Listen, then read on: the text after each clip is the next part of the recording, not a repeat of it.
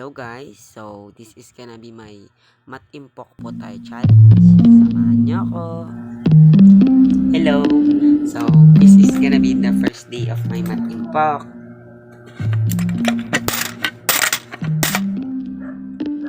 So this is day 2, day 3,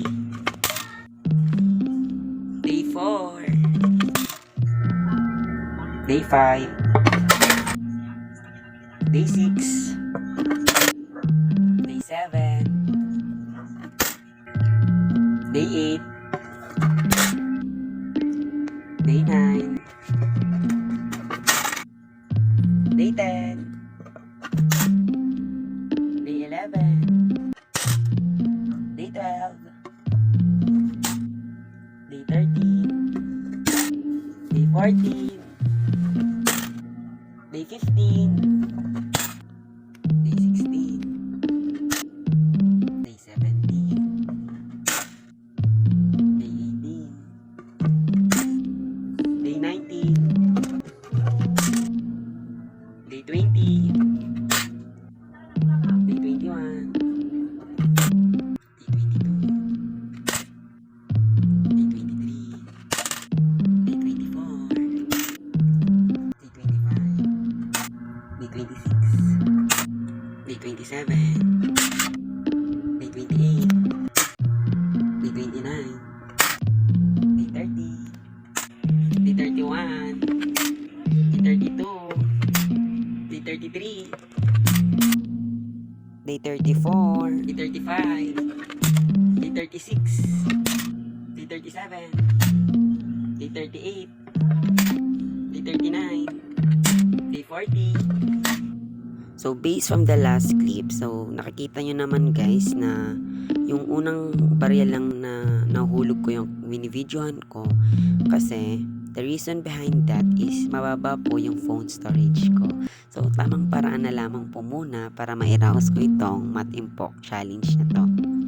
So ayan, hindi na ako sumama sa mga part na to sapagkat breakdown week ko to. Charot. Wala lang kasi hindi ako glowing sa part na to. So yan, continuation na lang yan. Malapit na rin namang matapos to. At ang total days ng Mat Impok ko ay 67 days. Bali, 15 pesos yung hulog ko per day. At galing yun sa mga baon ko sa pang-araw-araw. So, yun lang.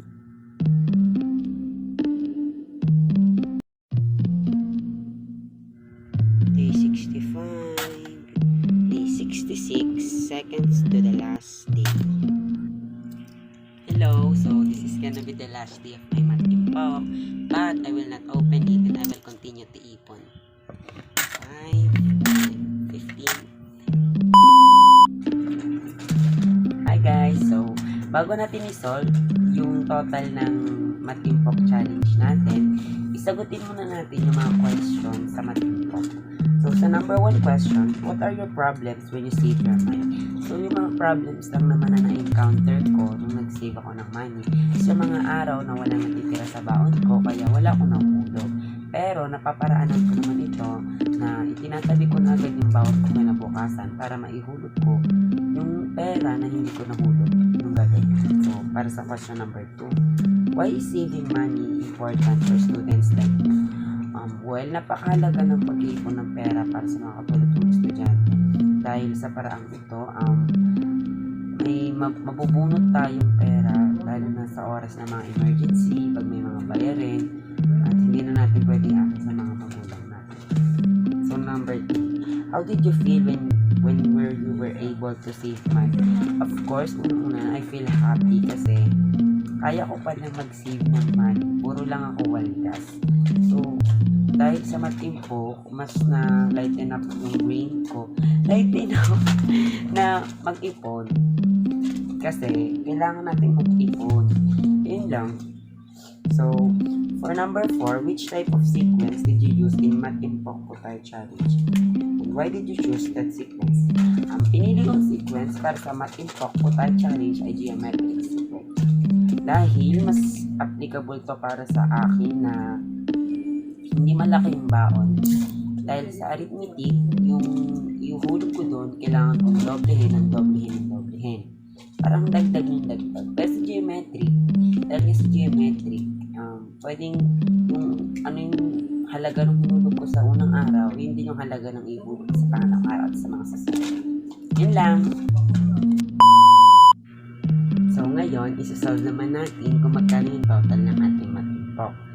So for our formula, yung gagamitin natin is yung sum of terms is equal to first term multiplied by number of terms where ratio is equal to 1. So, ang given natin is yung first term natin is equals to 15 pesos since 15 pesos yung everyday hulog natin. Yung number of terms natin is 67 dahil naka 67 days tayo ng pag-ipon. So, una natin gawin is substitute natin yung mga value.